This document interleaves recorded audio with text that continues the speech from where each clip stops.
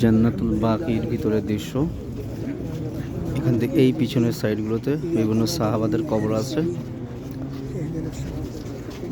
এবং এগুলোও সব এই পুরনো জামানার, এখান থেকে 1400 বছর আগেকার কবর এই যেগুলো দেখছেন।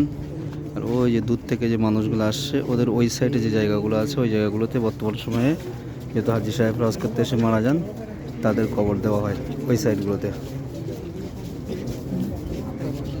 এটা হলো জান্নাতুল বাকি। এরিয়াটা দেখছেন কত বড়।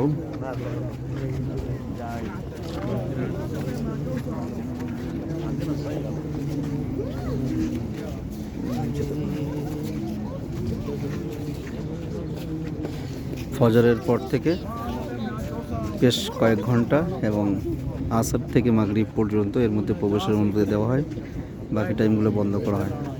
মহিলাদের প্রবেশ করতে দেওয়া হয় না, শুধুমাত্র পুরুষরা আসতে পারে।